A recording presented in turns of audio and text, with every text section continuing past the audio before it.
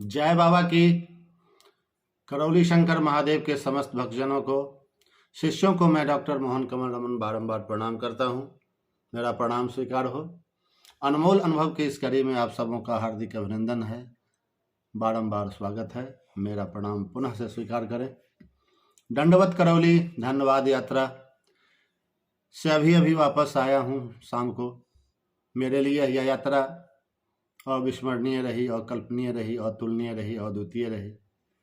ऐसा मैं कभी सपने में भी कल्पना नहीं कर सकता था कि मैं भी कभी कहीं किसी जगह से कहीं तक की यात्रा दंडवत के रूप में, दंडवत यात्रा के रूप में कर सकता हूं। ऐसा कभी नहीं था। एक लाइन में अगर सीधी सी बात कही जाए तो यह यात्रा हमने की नहीं, मेरे प्यारे प्यारे बाबा जी ने, माँ जी ने मुझसे करवाई है। मैंने यह यात्रा की नहीं, वास्तव में मुझसे यात्रा करवाई गई है। और मैं ही नहीं, मेरे जैसे अनेक हजारों के हजारों भक्त या शिष्य जो भी उस यात्रा में शामिल, जिस तारीख से भी, जहाँ से भी हो सके, चाहे वह पद यात्रा हो, चाहे वह दंडवत यात्रा हो, यह यात्राएं उनकी अपनी नहीं थी, उनके द्वारा करवाई गई। ऐसा मेरा अपना मानना है, ऐसा मेरा अनुभव है।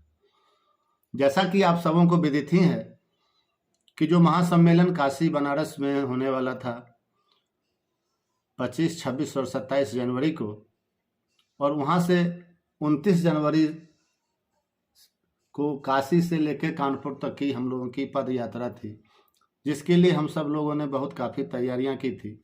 यहाँ तक कि गाड़ी भी हम लोगों ने किराया कर लिया था, जनरेटर, साउंड सिस्टम, हलवाई, फिर वहाँ जाकर भोजन वगैरह की व्यवस्था रास्ते के लिए होती। क्योंकि जब यह यात्रा हम लोगों ने परमिंदर भाई और संतोष पाठक रमन जी के द्वारा एक साथ मिलकर इसको डिजाइन करना शुरू किया, और लोगों को हमने जब आमंत्रित किया तो पहले तो 25-30 लोग थे, फिर वो 50 हुए, फिर 100 के आसपास का आंकड़ा हुआ, फिर 150 के आसपास तक का आंकड़ा हुआ। और ऐसा हम लोगों को लग रहा था कि जनवरी तक जाते जाते वह आंकड़ा 150 प्लस करके 200 के आसपास तक जाएगा। तो तैयारियां भी हम सब लोग इसी तरीके से कर रहे थे। लेकिन इसी बीच 18 या 19 तारीख को, दिसंबर को ही, हमारे वरिष्ठ भ्राता जो हमारे साथ तंत्र लेवल के प्रथम बैच के वो भी विद्यार्थी रहे थे, उनका भी चुनाव हुआ था 24 लोगों में, जो हमारे भारतीय 24 लोग थे। बाकी के तो और 36 लोग टोटल थे। तो बहुत सारे लोग जो दरबार के सेवक थे और कुछ विदेशी भी थे। खैर, लेवल 4 के वो वहाँ के तंत्र साधक भी हैं। उनका एक मैसेज आता है सुबह को कि 21 तारीख को हम लोगों ने दंडवत यात्रा के लिए प्लान किया है, आप भी चल सकते हैं। मैंने उनके जवाब में बस इतना ही कहा था कि चल तो मैं भी सकता था, लेकिन 29 तारीख को जो हमने यात्रा वहाँ से प्लान किया हुआ है काशी से, तो अभी भी जाएं और 29 को भी जाएं तो समय और कार्य के बीच संतुलन बनाने में थोड़ी सी असुविधा होगी। और फिर अगर मैं सिर्फ और सिर्फ अपनी ही बात देखता हूँ, अपने स्वार्थ को देखता हूँ कि मैं अभी चला जाऊँ, काशी को छोड़ दूँ, तो फिर जो इतने सारे लोगों के साथ जो हमने वादा किया हुआ है, हमारे उस वादे का क्या होगा। बाबा माँ की आप पर बहुत विशेष कृपा है, आप जरूर वहाँ जाएं। बस ऐसा ही मैंने जवाब दिया था। उसके रिप्लाई में उन्होंने कहा था कि चलिए कोई बात नहीं, आपकी कमी लेकिन हमें खलेगी। बात खत्म हो गई, दिन बीत गया। रात को जब हम लोग 10 बजे के आसपास खाना खा रहे थे, तो हमारे एक बहनोई हैं, जीजा, मध्य प्रदेश के रहने वाले हैं, वो भी 29 तारीख को काशी से कानपुर तक की यात्रा में शामिल थे। उनसे मैंने इस बात की चर्चा दिन में किया था कि ऐसे ऐसे एक संदेशा आया है हेमंत भाई का पटना से। भोजन करते करते रात को उन्होंने कहा कि मोहन जी, ऐसा क्यों नहीं हो सकता है कि ये 3-4-5 दिन का मामला है, तो इस मामले को भी कर लिया जाए, दंडवत यात्रा भी कर लेते हैं, और काशी से जो बनारस जाने वाली पद यात्रा है उसमें भी शामिल हो जाएंगे। वहाँ पर जा करके मेरे माइंड को स्ट्राइक किया कि वो मेरे जो जीजा हैं आज तक कभी दरबार गए नहीं हैं। हाँ, महादेव के परम भक्त हैं, जितने भी ज्योतिर्लिंग हैं या वहाँ की यात्रा उन्होंने प्रायः की है। अपने घर पर भी एक महादेव का मंदिर गांव में बनाए हुए हैं, जहाँ साल में एक बार वो शिवरात्रि के समय आते ही आते हैं, भोज भंडारे और पूजा पाठ वगैरह के लिए। जब उनके मुंह से यह वाणी निकली कि ऐसा क्यों नहीं हो सकता है कि जो 4-5 दिन में यह दंडवत यात्रा भी हम कर लें, और फिर 29 की बात है तो 29 को भी किया जाएगा, तो मेरे माइंड को स्ट्राइक किया कि नहीं, ये मामला वैसा नहीं है जैसा हम समझ रहे हैं। ये स्पष्ट रूप से बाबा जी का आदेश है, सदेशा है उनका। जिस बात को हेमंत भैया के द्वारा दिन में बताया गया, जिसे मैं समझ नहीं सका, आज किसी शिव भक्त के माध्यम से वह फिर से मुझे बता रहे हैं, कह रहे हैं कि तुम्हें यहाँ करौली धाम दंडवत यात्रा के यात्री बनकर तुम्हें आना है। और मैंने क्षण भर भी वक्त नहीं लगाया और अपने बच्चे को कॉल किया कि टिकट की व्यवस्था देखो, टिकट क्या होता है, 1-2 ट्रेन जिसमें भी हो काट दो, जो कन्फर्म होगा होगा, जाएगा पैसा तो जाएगा। खैर ऐसा होते होते किसी तरह टिकट बन सका, और साबरमती एक्सप्रेस में जो टिकट बना, बड़े ही ताज्जुब की बात है कि उसी वक्त मैंने अपने 1-2 मित्रों को, आलोक जी को भी कॉल किया कि आलोक जी ऐसे ऐसे हम जाना चाह रहे हैं दंडवत यात्रा में, आप क्या चलेंगे? रात को लगभग 10:30 के आसपास हो रहे थे, वो अर्धनिद्रा की अवस्था में थे। उन्होंने कहा कि नहीं भाई, मेरे तो घुटने में बांस ही नहीं है। फिर उनकी पत्नी ने कॉल लिया, फिर कहा कि जो चलिए अब सुबह में बात करते हैं। खैर आई गई बात हो गई। सुबह में फिर उन्होंने ही कॉल हमें किया कि भाई कहाँ चलना था भैया, क्या बोल रहे थे रात में, हम सुन नहीं सके। तो मैंने कहा कि भाई दंडवत यात्रा का प्लान बन रहा है, सो टिकट की बात बन रही है, तो इस तरह का क्या तुम्हें चलना है क्या? रात में तो टिकट बन नहीं सका। तो उन्होंने कहा कि हाँ, हम भी चलेंगे, हमारी पत्नी भी चलेगी, हमारा बेटा भी चलेगा, 2 मित्र हमारे और हैं वो भी चलेंगे। ऐसे ऐसे करके 10 लोग हो गए हम लोग, बातों ही बातों में 10 लोग हो गए। और फिर साबरमती एक्सप्रेस जो डायरेक्ट वहाँ नहीं थी ट्रेन, कैसे कैसे, चूँकि दिल्ली का रूट हम लोगों के लिए थोड़ा सा वास्ट होता है, बिहार से दिल्ली वाली जो भी ट्रेन होती है हमेशा भरी हुई रहती है, और सेम डेट में या 1 दिन पहले टिकट निकालना तो समझिए कि जो असंभव सा ही कार्य। साबरमती एक्सप्रेस में 10 लोग हम लोग थे, और 10 का 10 सीट ही उसमें बचा हुआ था। हमारे यात्रियों की संख्या, हम कुल 10 लोग, और टिकट कितना बचा हुआ है तो 10। कहाँ तक का मिला? गोंडा तक का मिला। मैंने कहा गोंडा तक का ले लो, फिर वहाँ से कानपुर का जो दूरी है, कानपुर की दूरी लगभग 5 घंटे की है, तो कैसे कैसे निकल लेंगे। खैर बड़ी ही गंभीर यात्रा रही, बड़ी ही खतरनाक यात्रा रही। भीड़, जो 3 दिन की ट्रेन है, वह लंबी दूरी की ट्रेन है, वह 2200-2300 किलोमीटर का सफ़र तय करता है, सूरत तक जाती है वो। तो इतनी भयानक भीड़ कि जैसे भी हो चलते फिरते कैसे कैसे करके दरबार आखिरकार हम पहुँच ही गए।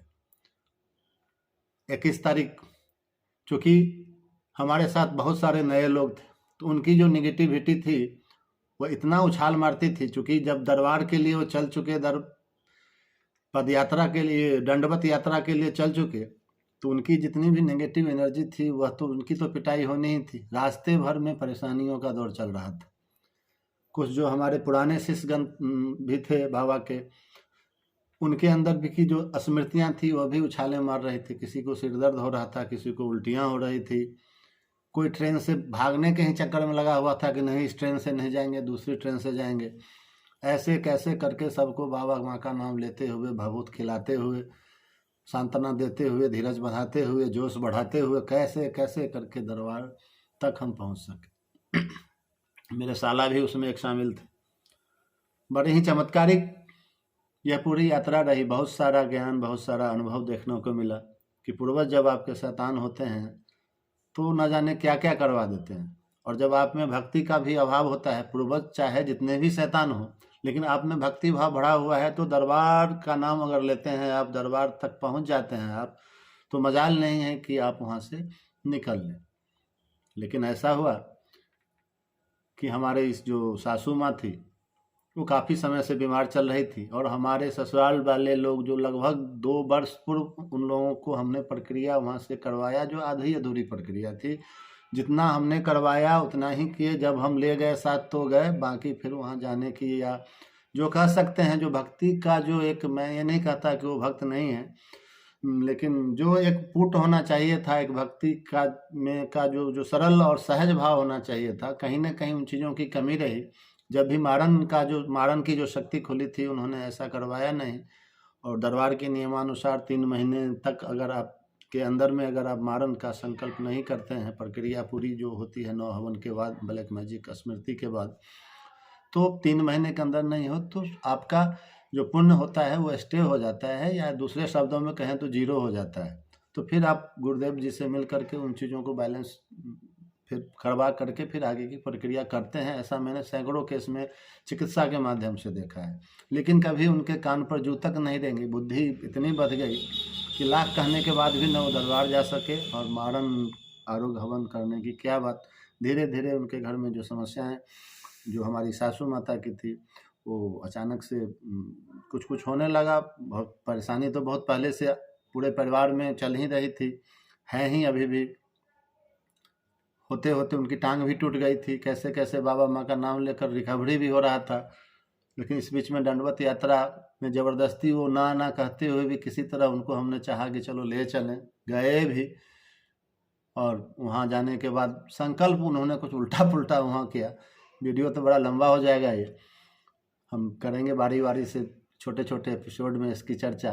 तो एक एक सब्जेक्ट पर बहुत सारी बातें बन सकती है इसमें, कि संकल्प कैसे करना चाहिए, संकल्प क्या होना चाहिए। खैर अंतोगत्ता जो भी हो, मरणासन अवस्था में वो थी ही।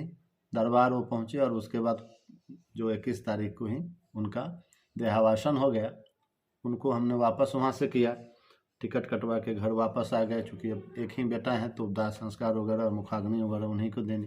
खैर जो भी हो, 21 तारीख को और भी जितने भी नए लोग थे सबकी शारीरिक स्थिति बड़ी ही ख़राब थी। रास्ते भर का हरासमेंट जो भीड़ का तो था सो था ही, और नेगेटिव एनर्जी की पिटाई ठोकाई के उपरांत जो भी उनकी शारीरिक और मानसिक दशा थी, इसमें वो लोग उस दिन चलने में हमें लगा कि बहुत ज़्यादा सहज नहीं है। तो 21 तारीख को हम सब लोगों ने दरबार में ही विश्राम किया। दरबार के ही कार्यक्रम में अपना जो अर्जी बंधन करते हुए और जो कुछ भी दरबार में आरती आदि जो भी कार्यक्रम होता है, हम सब लोगों ने बारी बारी से अपना समय समय पर उसमें भाग लिया। और 22 तारीख को की सुबह में ही लगभग 4 बजे के आसपास हम सब लोग वहाँ से निकले थे। सिद्धनाथ मंदिर जहाँ गंगा भी है, वहाँ स्नान करते हुए फिर वहाँ से दंडवत यात्रा हम लोगों ने शुरू की। पहले दिन की यात्रा हम लोगों की जो थी वो दंडवत यात्रा के नाम से ही थी, लेकिन जैसे जैसे दिन बीतता गया, कल के दिन में जाकर वह दंडवत यात्रा थी वो धनबाद यात्रा का रूप धारण कर लिया, क्योंकि भाव ही ऐसे बदलते चले गए। रास्ते में सकारात्मक और नकारात्मक दोनों तरह की ऊर्जाओं का सामना हुआ। नेगेटिव एनर्जी अप्रत्यक्ष रूप से और प्रत्यक्ष रूप से भी, जो रोकती है, आपको भ्रमित करती है, आपके मार्ग में बाधा उत्पन्न करती है, आपको अपने सत्य के मार्ग से, धर्म के रास्ते से हटाती है। पूरी यात्रा के दौरान कम से कम 7-8 लोग ऐसे मिले नेगेटिव, जिनका हमें लगता था कि कहीं ना कहीं से कोई खरूस निकाल रहे हो। आ करके हम लोगों में से किसी को भी मोटरसाइकिल से कोई आता था, कोई स्कूटी से, कोई टेम्पो से, और दरबार के विषय में कुछ नकारात्मक बातें कर बैठता था। बाबा के भक्तगण भी कहाँ पीछे रहने वाले, जो उनको माकूल जवाब हो पाता था वो देते थे। वो लोग बेचारे मुंह देखते रह जाते थे और फिर हताश निराश होकर चले जाते थे। खैर ऐसा करते करते करते करते हम सब लोग पहले दिन की यात्रा का विश्राम जो था रामा देवी पार करके किया था। दूसरे दिन सनगामा के बाद जो एक करिया या ऐसे करके कोई स्थान है, कुड़िया करके, वहाँ पर हम लोग विश्राम किए थे। रास्ते में ही दरबार की एक परम भक्त, नाम मैं भूल रहा हूँ, बहन है, शायद पंजाब से हैं, मोटे मोटे से हैं, उनसे भी मुलाकात हो गई, प्रणाम पाती हुआ। तो उन्होंने कहा था कि आज जब आप जहाँ लोग आप लोग रुकिएगा ना, वो थोड़ा नेगेटिव एरिया है, वो थोड़ा संभल के आप लोग रहिएगा। हो सकता है कि आप सब लोगों में आपसी तनाव आ जाए, आपसी वाद विवाद आ जाए, कोई पेशी वाला हो तो हो सकता है पेशी भी आ जाए। तो थोड़ा सा डॉक्टर साहब आप संभल के रहिएगा, थोड़ा सा सचेत रहिएगा। हमने उनकी बात को बड़ी ही गंभीरता से लिया था और वास्तव में ही वैसा ही हुआ। जहां हम लोग रुके थे, कोई साईं आई केयर हॉस्पिटल या साईं हॉस्पिटल करके ऐसा था, कुड़िया या करिया कुड़िया ऐसा ही कुछ जगह है। वहाँ पर गुरुदेव जी का एक वचन जो यहाँ पर लागू हो रहा था वह यह था कि जब आप कहीं भी पद यात्रा के लिए निकलेंगे या दंडवत यात्रा के लिए निकलेंगे, तो रास्ते में जहाँ कहीं भी रुकने की, खाने की, पीने की जो कुछ भी ज़रूरत होगी, कोई न कोई शिव भक्त आपकी सहायता जरूर करेगा। तो जब हम वहाँ रुकने को तैयार हुए, वो जगह बना, तो कई सारे लोगों ने हमें वहाँ पर स्थान दिया। अंतोगत्वा हम लोग वहाँ साईं हॉस्पिटल में ही रात्रि रैन बसेरा करने का संकल्प लिया कि यहीं हम लोग रुकेंगे। और फिर वास्तव में जो हमारी दीदी ने, वो पंजाब वाली दीदी ने कहा था कि थोड़ा सचेत रहिएगा। मैं देख रहा था कि हमारी टीम के जो सदस्य थे एक दूसरे से छोटी छोटी बातों पर तल्खीपूर्वक व्यवहार करने लगे, बातें करने लगे, छोटी छोटी बातों पर एक दूसरे की खिंचाई करने लगे। कोई कहता था यहाँ नहीं रुकेंगे, कोई कहता चलो वहाँ रुक लेते हैं, ये जगह खराब है। मतलब जिन बातों का कोई भी मतलब नहीं है, उन बातों पर एक दूसरे से बहस होने लगती थी। कमाल तो तब हो गया कि अंतिम राउंड में अंत में मैं ही गुस्से में आ गया। और जब गुस्से में आ गया तो फिर से सचेत हुआ कि अरे ऐसा तो दीदी बोली थी कि सचेत रहिएगा, मैं क्यों ऐसा डिसमिस हो रहा हूँ। फिर कैसे कैसे करके बाबा से प्रार्थना की, सब लोगों से संकल्प करवाया। फिर रात अच्छे से ठीक ठाक गुजरा। फिर वहाँ से हम सब लोग दरबार के लिए दंडवत करते हुए वहाँ से आगे बढ़े। जहाँ बहुत सारी निगेटिविटी, बहुत सारे नकारात्मक लोग रास्ते में मिले, तो बहुत सारे सकारात्मक लोग भी मिले जो दरबार का गुणगान भी करते थे, दरबार की महिमा भी बताते थे। जय बाबा भी रास्ते में मिलते हुए करते थे, कोई हर हर महादेव भी करते थे। कुछ जगह पानी की भी व्यवस्था थी, लोग पानी भी पैक में भर भर के देते थे। कहीं चाय और बिस्कुट का भी प्रबंध था। कहीं विश्राम के लिए कोई जगह भी, खाट वगैरह भी लगा देते थे कि आप लोग थोड़ा 10 मिनट आराम कर लीजिए। ऐसे ऐसे करके हमारी यात्रा वहाँ से, जो सिद्धनाथ मंदिर से शुरू हुई थी, वो दरबार तक को गई। हमारी टीम में लगभग 15 लोग थे। 10 लोग तो यहाँ से हम लोग घर से निकले थे, बाकी कुछ और लोग जो पटना से थे वो भी सम्मिलित हुए। जिस भाई साहब ने, हेमंत भैया ने हमें मैसेज किया था, सबसे पहले सूचना दी थी दंडवत यात्रा के लिए, वो 21 तारीख को ही 3 लोगों के साथ निकल चुके थे, या 4 लोगों के साथ। तो एक दिन पहले ही दरबार भी पहुंच गए। रास्ते में बहुत सारे और भी भक्तगण थे, जो 5 लोग, 7 लोग, 10 लोग ऐसे ऐसे की टोलियों में थे। तो कुछ लोगों ने हमारी टीम को भी, हमारी टोली को भी ज्वाइन किया, जो लोग 2 लोग 3 लोग करके ऐसे थे। तो उन्हें कुछ भारी पड़ रहा था, तो उनके साथ हमारे ही साथ हो लिए। दरबार के एक वरिष्ठ भाई जो शरद दुबे जी हैं, जो कानपुर के ही रहने वाले हैं, उनसे हमारी बराबर बातें होती रहती थी। आज से लगभग 1 महीना पहले उन्होंने हमें कॉल किया था कि पद यात्रा जो 29 तारीख को हम लोग जनवरी में करने वाले थे, कि हमने तो यात्रा की है एक, लेकिन फिर आपके साथ एक यात्रा और करना चाहते हैं। बहुत अच्छी बात।